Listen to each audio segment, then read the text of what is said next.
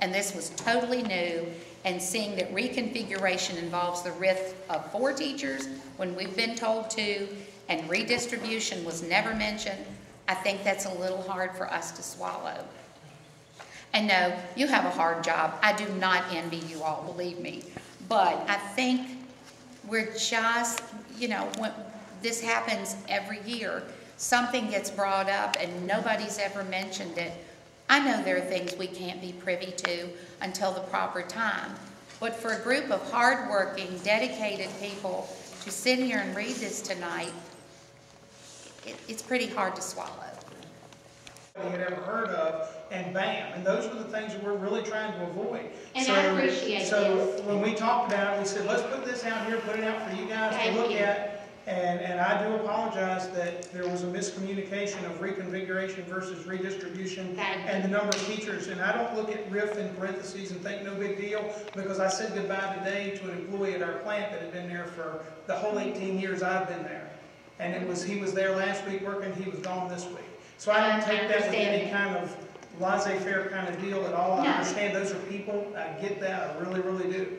So I do apologize, but the reason we put this out for you guys to look at and to see was to lay all the cards out on the table and let you guys know what we're dealing with and what we're having to look at. And we obviously greatly appreciate that, Mr. Nick. Thank you for looking out for us, because this has shocked us.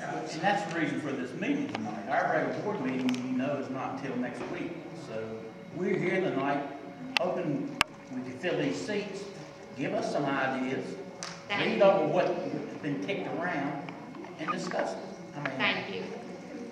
I just asked a question just to clarify, because on the redistribution line you have stay at current schools, which I'm assuming means Enderley would be open, Kling would be open, which last year when reconfiguration was discussed, that's what reconfiguration meant.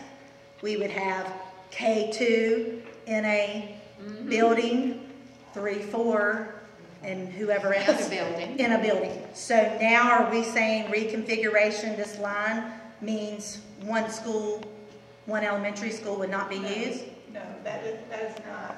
2 different plans. Yeah. All right, well, can you kind of touch on Yes. this?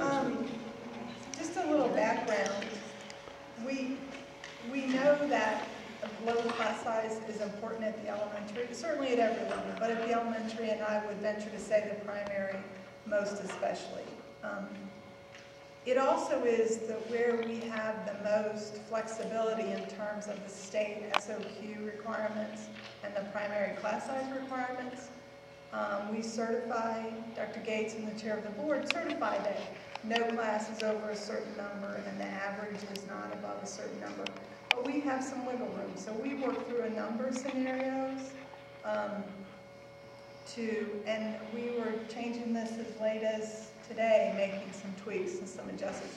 This is only a preliminary point for discussion. There are so many issues listed and suggested with redistributing or putting kids in multi-grade classrooms that we want to get it out there and get the conversation started, but is in no way even a recommendation. It is only an option to keep the board in legality with the state. Well, basically, we had asked for that because we were confused also. And we really asked for it to be, okay, tell us what you're looking at.